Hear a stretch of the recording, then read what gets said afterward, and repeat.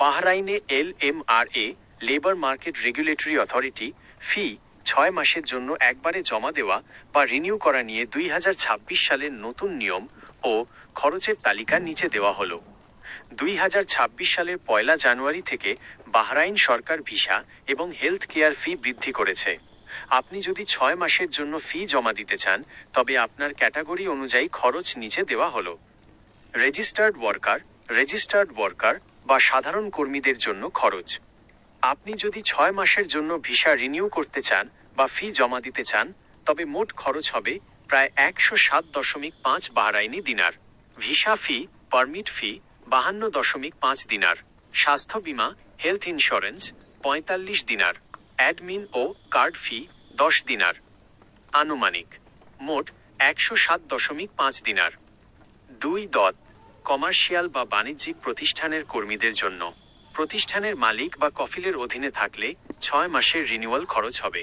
Service ফি 97.5 দিনার স্বাস্থ্য বীমা সহ। অ্যাডমিন ফি 5 দিনার। মোট 102.5 দিনার। 3. মাসিক লেভি বা মাসিক ফি, মান্থলি ফি।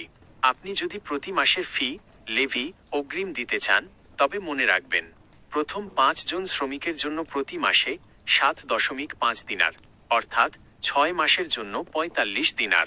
5 জনের বেশি শ্রমিক হলে প্রতি মাসে 12.5 দিনার, অর্থাৎ 6 মাসের জন্য 75 দিনার। 4. পেমেন্ট করার সহজ উপায়। আপনি 6 মাসের বকেয়া বা অগ্রিম ফি নিচের মাধ্যমে জমা দিতে পারেন।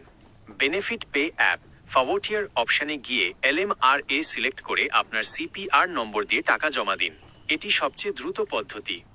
BFC বা লুলু এক্সচেঞ্জ, যে কোনো এক্সচেঞ্জ হাউসে গিয়ে আপনার সিভিল ID CPR দেখালে তারা 6 মাসের বকেয়া ফি জমা নিয়ে নেবে। LMRA EMS পোর্টাল, অনলাইনে গিয়ে আপনার ডেবিট বা ক্রেডিট কার্ড দিয়ে সরাসরি পেমেন্ট করতে পারেন। জরুরি সতর্কবার্তা 2026 আপডেট। কশন 2026 সালের ফেব্রুয়ারি থেকে বাহরাইনে ওয়েজেস প্রোটেকশন সিস্টেম WPS আরও কড়াকড়ি করা হয়েছে। যদি টানা 3 মাস মাসিক ফি জমা না দেওয়া হয় তবে আপনার ভিসা বা ওয়ার্ক পারমিট স্বয়ংক্রিয়ভাবে বাতিল হয়ে যেতে পারে। তাই অন্তত 6 মাসের ফি একসাথে জমা রাখা আপনার ভিসার নিরাপত্তার জন্য ভালো।